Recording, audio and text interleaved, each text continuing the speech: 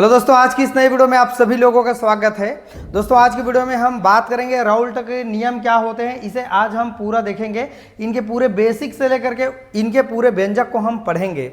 दोस्तों ये वाला जो हमारा पार्ट है द्रव का द्रव में मिश्रण वाला पार्ट है, इसके पहले वाला और जितना भी लेक्चर है उसको आपने देखा होगा। दोस्तों मैंने बहुत अच्छे ढंग से फोटो केमिस्ट्री के पढ़ाया हुआ है, राइट। आई होप आपने सारे वीडियो देखा होगा। अब लास्ट छोर पर है, हम सभी लोग राउल्ट का नियम पढ़ेंगे, आदर्श अनादर्श विलयन पढ़ेंगे और हेनरी का नियम पढ़ेंगे और वितरण नियम पढ़ेंगे। तो इन्हीं के साथ और नरनफ्ट का समीकरण है, इन्हीं के साथ हमारा ये पूरा जो सिलेबस है कंप्लीट होगा। दोस्तों आप सब लोग हमारे चैनल के साथ धूम मचा के पढ़ाई करें। मौका मिला है, मौका अगर आप छोड़ दिए तो समझ लीजिए आपको दोबारा मौका नहीं मिलेगा। तो चलिए दोस्तों वीडियो को स्टार्ट करते हैं। और चैनल में नए आए होंगे ना तो चैनल को जाके सब्सक्राइब जरूर कर लेना, क्योंकि इस तरह से एमपी वीडियो हमारे चैनल के माध्यम से आपको बहुत अच्छे ढंग से मिलेगा। और सिर्फ हम चाक दफ्तर में पढ़ाएंगे, लेकिन बहुत स्पेशल चीज़ों को पढ़ाएंगे।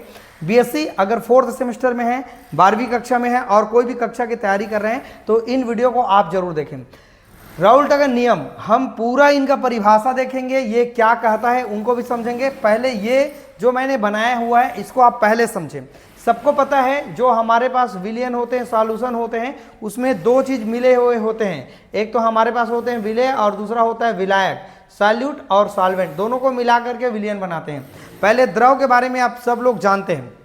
द्रव में उसके जो मॉलिक्यूल्स होते हैं बहुत सारे आपस में एक दूसरे से कनेक्ट होते हैं, वांडर वाल्स बल के द्वारा जुड़े होते हैं और जैसे उनको हीट किया जाता है तो वह वाष्प के रूप में बाहर निकलने लगते हैं। इस तरह के बेसिक चीज़ जानते हैं, लेकिन हमको उसको नहीं पढ़ना है। वाष्प दाब को उन्हीं के साथ में लेकर के उन्हीं के अंडर में हम पढ़ेंगे राउल्ट का नियम, जो पेपर में बहुत बार आ चुके हैं। तो यहाँ से आप लोगों का 4 या 5 नंबर कन्फर्म हो जाता है। तो आप सब लोग पढ़ें राउल्ट का नियम क्या है। पढ़े भी होंगे 12वीं कक्षा में, लेकिन अच्छे से समझे नहीं तो इस वीडियो को देख करके आप पूरा समझेंगे, राइट ना।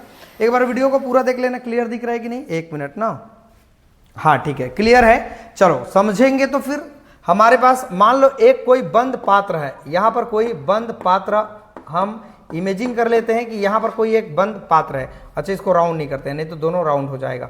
एक बंद पात्र है, इस बंद पात्र में नीचे में द्रव भरा हुआ है, लिक्विड भरा हुआ है, ठीक है। और जैसे ही हम इनको हीट करेंगे तो यहाँ के जो मॉलिक्यूल्स हैं वाष्प के रूप में ऊपर जाने लगेंगे, ये आपने देखा होगा। और ये वाष्प के रूप में जैसे जाएंगे तो फिर हल्का हल्का इसके किनारे पर कुछ देर बाद ये वाष्प के रूप में जो दिखाई दे रहा था वह फिर लिक्विड के रूप में किनारे पर आ जाएंगे और ये फिर नीचे गिरने लगते हैं। बंद है तो, लेकिन जैसे मैं इनको खोल दूंगा, मान लो इस पात्र को मैं खोल दिया तो ये क्या होगा, वाष्प के रूप में ऊपर उड़ जाएगा। क्लियर हो। तो दोस्तों हम क्या समझे, सबसे पहले इस बंद पात्र में ये जो लिक्विड है उसको, पानी है उसको गर्म करेंगे तो वाष्प के रूप में उड़ने लगेंगे। और ये बंद होने के कारण ये वाष्प के रूप में फिर ये तो चले गए, अब यहाँ पर लिक्विड के रूप में फिर ड्रॉप में आपको दिखने लगेगा, है ना। और ये लिक्विड फिर नीचे की ओर गिरने लगेगा। यही चलता रहता है प्रक्रिया। तो इसे हम कहते हैं वेपर प्रेशर। यहाँ पर कोई प्रेशर लग रहा है, vapour pressure of pure liquid. कोई भी लिक्विड पर वेपर मतलब वाष्प दाब लग रहा है, जिसे हम P0A कहते हैं। P0 नहीं है, ये P0A कहेंगे, राइट ना। तो ये होता है हमारे पास vapour pressure of pure liquid. कोई भी शुद्ध लिक्विड के लिए, द्रव के लिए हमारे पास वेपर मतलब वाष्प का क्या होता है, दाब होता है। इतना बात समझ आ गया। अब ये जो गैस है वह लिक्विड में कन्वर्ट हो गया और लिक्विड फिर गैस में, ये प्रक्रिया चलता रहता है। ये हमारे पास इक्विलिब्रियम फॉर्म में आ जाता है, ये साम्य अवस्था में आ जाता है। तो यहाँ हम कह सकते हैं यहाँ वाष्पन हो रहा है और साथ में संघनन हो रहा है, इकट्ठा हो रहा है और फिर ये प्रक्रिया बार बार चल रहा होता है। तो ये बात आपको समझ में आ गया कि वाष्प दाब किसको हम कहेंगे। तो P0A से हम लोग दर्शाते हैं। अब इसको देखो, यहाँ पर है विलायक का वाष्प दाब और यहाँ पर है विलेय का वाष्प दाब। अब कैसे विलायक का वाष्प दाब है, विलेय का वाष्प दाब है, समझते हैं। देखो यहाँ पर विलायक को हम A से दर्शाएंगे और विलेय को हम B से दर्शाएंगे, याद रखेंगे। और वाष्प दाब को हम क्या से दर्शाते हैं, P से। और यहाँ पर शुद्ध के लिए है, कोई भी प्योर है, अगर हमारे पास जो वाष्प दाब है प्योर है तो नॉट लगा देते हैं, तो P0A हो जाएगा और ये हो जाएगा P0B हो जाएगा। तो ये विलायक का वाष्प दाब है जिसको A से कहेंगे, जैसे आपने वहां समझा। तो ये विलायक के लिए अगर चेक करें, मान लो विलायक को A मान लो, जैसे हम इनको हीट करेंगे तो ये वाष्प के रूप में ऊपर उड़ने लगेगा तो पी नॉट ए हो जाएगा। तो यह कोई शुद्ध विलायक का वाष्प दाब होता है। यहाँ लिख लीजिएगा शुद्ध विलायक का वाष्प दाब होगा। अब यहाँ विलेय का वाष्प दाब को क्या से चेक करेंगे स्टूडेंट्स हम लोग? बी से। फर्क दोनों में क्या है, ये ए है, ये क्या है हमारा बी है, तो इसको हम बी से दर्शा रहे हैं। बी भी यहाँ पर वाष्प के रूप में उड़ रहा है और यहाँ पर दिखाई आप लोगों को दे रहा है। ये पी नॉट ए है और ये पी नॉट बी है। ये दोनों के दोनों अलग है। यहाँ पर विलायक अलग है और दोनों विलेय यहाँ अलग है और विलायक अलग है। दोनों के दोनों हमारे पास अलग अलग पात्र में मान लो दिखाई दे रहे हैं। तो ये पी नॉट ए मतलब विलायक का वाष्प दाब है और पी नॉट बी मतलब विलेय का वाष्प दाब है। ये दोनों अलग अलग दिखाई दे रहे हैं। यहाँ पी नॉट ए है, यहाँ पी नॉट बी है। पी मतलब प्रेशर को बता रहा है और यहाँ भी पी मतलब प्रेशर है। ए मतलब विलायक है और बी मतलब विलेय है। विलायक का मतलब सॉल्वेंट और विलेय का मतलब सॉल्यूट है। ठीक है दोस्तों, अब जब हम दोनों को मिलाएंगे अर्थात ए और बी, विलेय और विलायक को अगर हम मिला दें, पी ए मतलब क्या होगा, विलायक का वाष्प दाब होगा और ये क्या होगा, विलेय का वाष्प दाब होगा। लेकिन नॉट लगा है तो शुद्ध विलायक का वाष्प दाब और नॉट लगा देंगे तो शुद्ध विलेय का वाष्प दाब। तो यहाँ हम परिभाषा भी देखेंगे तो यहाँ आपको देखने के लिए मिलेगा पी ए समानुपाती एक्स बी, पी बी समानुपाती एक्स बी। तो ये किसके समानुपाती होते हैं? जो विलायक का या हमारे पास विलेय का वाष्प दाब मोल प्रभाज के समानुपाती होता है। या और भी अलग अलग परिभाषा आपको मिलेगा। फिलहाल आप लोगों को ये बात समझ आ गया पी ए क्या है, विलायक का वाष्प दाब या विलेय का वाष्प दाब, उसके मोल प्रभाज के क्या होते हैं, समानुपाती होते हैं। बातें समझ आ गई होगी। देखो एक बार फिर समझाता हूँ।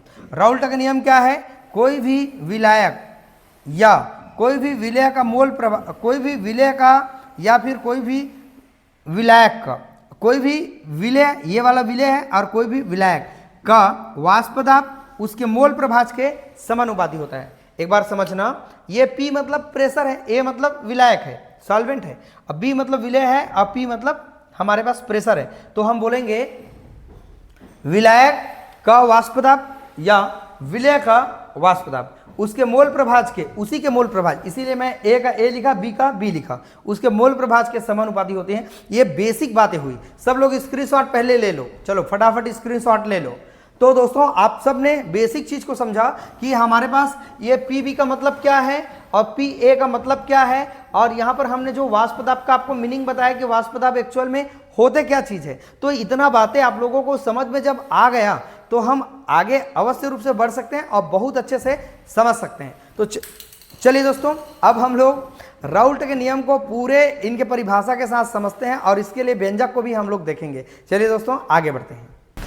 तो चलिए स्टूडेंट, अब हम लोग फाइनली समझते हैं राउल्ट का नियम क्या है। जैसे कि अभी आपने देखा कुछ देर पहले कि हम कैसे उनको समझें, अब हम उनको परिभाषा के रूप में समझेंगे कि आखिरकार इनका परिभाषा क्या होता है। देखो इसी चीज को मैंने लिखा है, निश्चित तापमान पर कोई भी वाष्पशील द्रव के विलयन में, अभी आपने देखा कोई हमारे पास द्रव था, उनको जब हीट करते थे तो वाष्प के रूप में चले जाते थे। तो विलयन में प्रत्येक अवयव का आंशिक दाब, आंशिक दाब को कहेंगे पार्शली प्रेशर कहेंगे, विलयन में उसके मोल प्रभाज के समानुपाती होता है। आप सब ने देखा कि हमारे पास यहाँ देख सकते हैं आंशिक वाष्प दाब, ये पी नॉट ए देख सकते हैं, इसी को हमने अभी लिखा हुआ था, आपने तुरंत देखा है।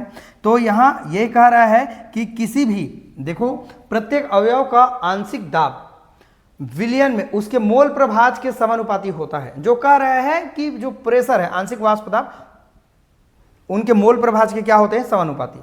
ये हमारा आंशिक वाष्प दाब है, ये इसके मोल प्रभाज के समानुपाती होती है। ये विलायक का है और ये हमारा विलेय का है, यही बात है। तो इसी को यहाँ पर लिखा गया है 2 लाइन में। मान लो किसी आदर्श विलयन में 2 घटक है, इसका नाम ए और क्या मान लो, बी मान लो। हम सिंपल बात जानते हैं कि कोई हमारे पास विलयन होते हैं, विलेय और विलायक होते हैं, दोनों को कंबाइन करेंगे तो हमको एक विलयन मिलेगा। ठीक है, इसी को कह रहे हैं कि कोई भी आदर्श विलयन में 2 घटक होते हैं, उसका नाम ए और बी मान लो। तो माना कि इस विलयन के ऊपर कोई घटक ए का आंशिक वाष्प दाब पी ए मान लो, है ना, और घटक बी का आंशिक वाष्प जो होगा वह पीबी होगा, ए का पीए और बी का पीबी। इतना तो बात आप जानते हैं, शुरू में आपने देखा स्टार्टिंग में। विलयन में इस घटक का मोल प्रभाज, अब इसका मोल प्रभाज देखेंगे तो A का मोल प्रभाज 1 से A और B का मोल प्रभाज 1 से B होगा। तो कोई भी विशुद्ध घटक का स्वतंत्र अवस्था में वाष्प दाब P नॉट A लग जाएगा और इसका P नॉट B लग जाएगा। तो ये प्योर है, ये वाला हमारा जो P नॉट A और P नॉट B है, तो ये विलायक का विशुद्ध कार्य है, मतलब प्योर है ना। और ये वाला जो 1 से A कार्य है राउल्ट का मान है, राउल्ट बोल रहा हूं, ये मोल प्रभाज का मान है। और ये वाला जो है ये शुद्ध है और ये भी हमारा शुद्ध है। ए का मतलब विलायक है, अभी का मतलब विलय है, ठीक है। तो वही चीजों को हम रिपीट कर रहे हैं। तो राउल्ट के नियम के अनुसार क्या हो जाएगा, तो फिर देखो पी ए बराबर हो जाएगा P nought A multiply X A और पी बी बराबर हो जाएगा P nought B multiply X B हो जाएगा, ठीक है। तो हम एक परिभाषा और देखते हैं। राउल्ट के नियम क्या होते हैं कि उनके हमारे पास वाष्प दाब क्या होगा, विशुद्ध अवस्था में किसी भी विलायक का या विलयक का वाष्प दाब उनके मोल प्रभाज के गुणनफल के बराबर होता है, कह रहा है। और एक शब्द में और मिलेगा कि वाष्प दाब है उसके मोल प्रभाज के समानुपाती होता है। तो इसीलिए मैंने या करके लिखा हुआ है। चाहे तो आप अलग अलग तरीके से लिख सकते हैं या दोनों का परिभाषा एक है, दोनों का मीनिंग एक ही है ना। तो P nought A multiply X A P nought B multiply X B, A के लिए है और ये हमारा बी के लिए। इतना छोटा सा आपको इसका डेफिनेशन और इनका नियम और इनका व्यंजक तो समझ आ गया। इसको समीकरण पहला मान लो और इसको समीकरण फिलहाल आप लोग दूसरा मान लो। अब हम कोई मोलों की संख्या के लिए देखेंगे, एन ए एन बी के लिए भी हम लोग चेक करेंगे। तो स्क्रीनशॉट पहले ले लो सब लोग, राइट। आई होप दोस्तों आप सब इसको नोट डाउन कर रहे होंगे, नोट डाउन करेंगे तो समझ आएगा। बहुत बड़ा लेक्चर नहीं है लेकिन इस छोटे से लेक्चर में आपको बहुत कुछ समझ आएगा, ठीक है।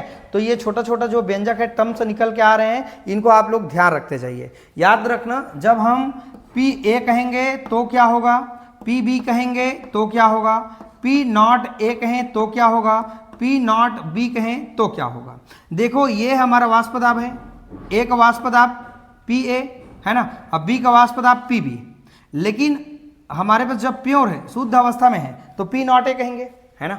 और जब शुद्ध अवस्था में विलायक के लिए विलय के लिए होगा तो पी नॉट बी होगा। दोनों में फर्क क्या है, ये शुद्ध है और ये हमारा केवल वाष्प दाब है, यही है फर्क और बाकी कुछ भी नहीं है। एक से ए का मतलब जानते हैं, एक से बी का मतलब मोल प्रभाज को बताता है। ए का मोल प्रभाज एक से ए, बी का मोल प्रभाज एक से बी होगा। आई होप आपने स्क्रीनशॉट ले लिया भाई। अब हम समझते हैं इसके थोड़ा से और पार्ट बचा हुआ है, फिर ये पूरा हमारा कंप्लीट हो जाएगा। चलिए स्टूडेंट्स, वीडियो अच्छा लगे तो लाइक कमेंट आप जरूर कर देना। चैनल में नए होंगे तो चैनल को जाके सब्सक्राइब कर ही लेना, क्योंकि आप लोगों को आगे सेमेस्टर भी मेरे चैनल के माध्यम से हेल्प मिलेगा और नोट्स भी अच्छे से मिलेगा। चलिए दोस्तों हम लोग आगे बढ़ते हैं। तो चलिए स्टूडेंट, अब हम लोग समझते हैं कि यदि आदर्श विलयन में A तथा B की मोलों की संख्या को, अगर हम मोलों की संख्या को n से दर्शाते हैं, नंबर है ना, तो A के मोलों की संख्या Na होगा और B के मोलों की संख्या Nb होगा। तो उसके मोल प्रभाज निम्नानुसार होगा, एक से A का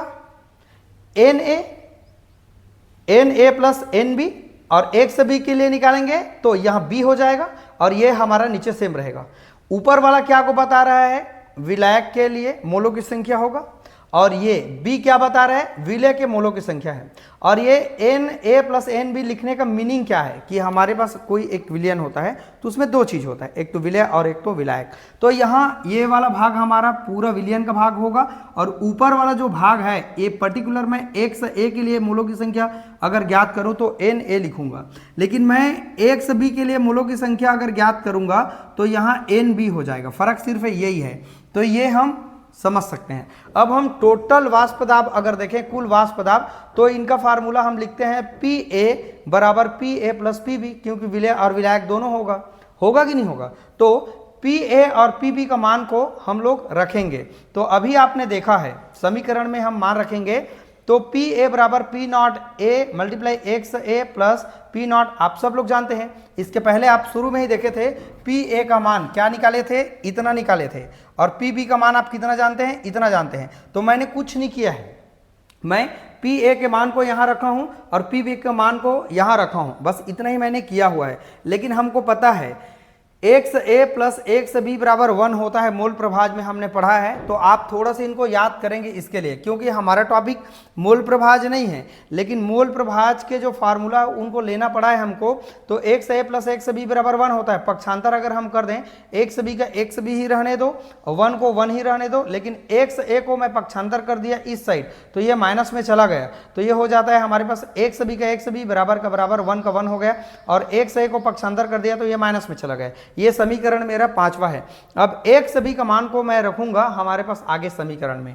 एक्स बी का मान समीकरण 4 में रखने पर, तो समीकरण 4 यहां पर दिखाई दे रहा है, ठीक है। तो हम मिलाते हैं सेम टू सेम, P यहां तक सेम टू सेम होगा यहां तक, राइट ना।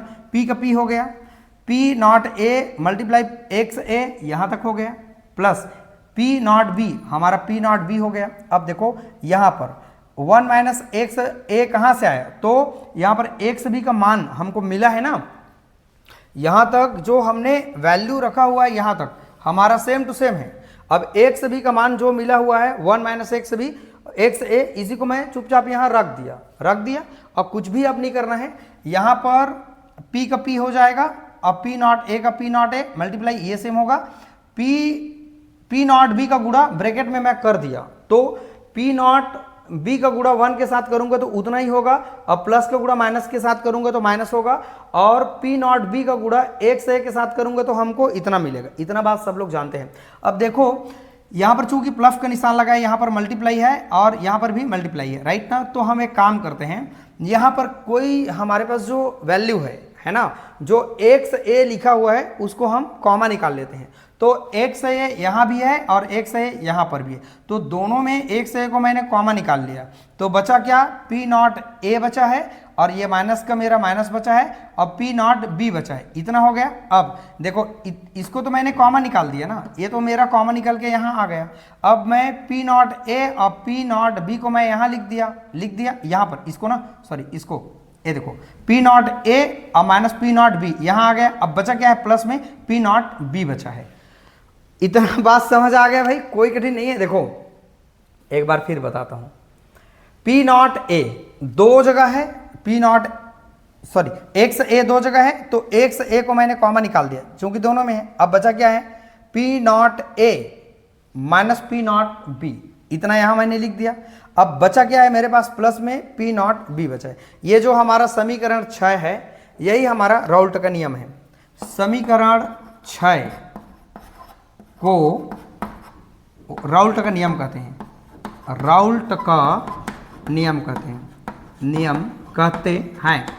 तो किसके लिए, वाष्प दाब के लिए, या लिख सकते हैं समीकरण 6 को किसी वाष्प दाब के लिए राउल्ट का समीकरण है या राउल्ट का नियम है, ठीक है। तो यही है हमारे पास। अब एक चीज़ और है, आपके बुक पर ये अलग चीज़ देखने के लिए मिल सकता है, जो चीज़ आप पढ़ रहे हैं मार्केट से, इसको ऐसा भी तो किया जा सकता है ना।